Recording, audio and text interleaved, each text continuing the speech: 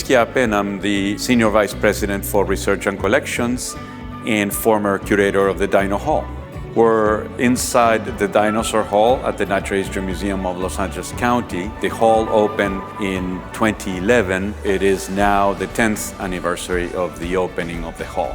I think the Dinosaur Hall is still one of the prime attractions of the Natural History Museum. It still serves the original purpose we had, which is to explain how we do science, how collections matter, and how scientists address the same questions that the public wants to know about.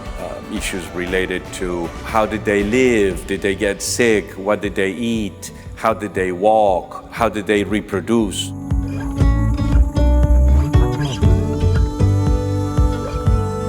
I think the one that is behind me, the trio of T-Rex dinosaurs, it's the only display in the world that features 3 T-Rex, one almost adult, the other one a teenager, and a baby one. You could understand how these animals grew, and you could also understand a little bit of what we think their social behavior. Even though there have been many discoveries about dinosaurs in the last 10 years, when it comes to what do we understand about their social behavior, or what do we understand about how they moved, or what do we understand about the world in which they lived, or how did they become extinct, or if they became extinct, those questions we're still answering.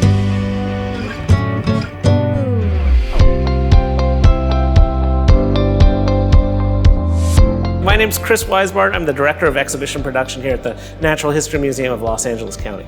We're in the opening gallery of Becoming Jane, the Evolution of Dr. Jane Goodall exhibit. This is such an incredible exhibition. We're so excited for the public to see it. It tells not only the story of Jane Goodall's research with chimpanzees in the Gombe Stream National Park, but of her early history and of her later career now as an activist. The exhibition was produced by National Geographic in Washington, D.C. in association with the Jane Goodall Institute. It's really a wonderful collection not only of the stories of Jane as a researcher, but her early history as a young child who was interested in animals, her travel to Africa to research animals, and really her ongoing work as an activist and really tireless advocate for ecological issues.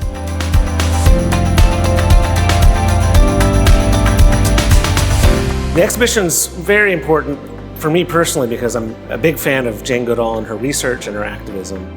But it's also really interesting because it shows how Jane, as a researcher, really helped us understand animals and their role and their relationship to humans in new and different ways.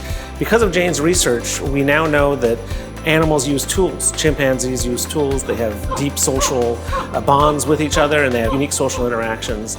And there's now the line that was in the 60s very sharp between humans and animals has now been very gradually blurred, and we see some wonderful connections between the animal world and humankind. There's so many wonderful things. The story of the hall and the life that Jane has led as a pioneering researcher and as an activist, as well as immersive environments. There's a recreation of a tent that Jane lived in while she was doing her research in the Gombe Stream National Forest. The interactive elements, there's some holographic elements, there's some very, very interesting interactive components, and we have a tablet that we offer to our Spanish-speaking audience that lets you scan exhibit text and get a full translation, as well as a tree of life at the end of the exhibition where you're able to pledge to help the planet in a variety of ways. Our hope is that visitors from all over Los Angeles can come and see the story of Jane Goodall, but also that learning about that story leads them to be inspired to venture out and to do their own research and to make new discoveries on their own. Jane's story shows us that anyone can make an impact, even if it's a little bit at a time. You are able to make changes that can really affect the health of the planet and the ecosystems around it.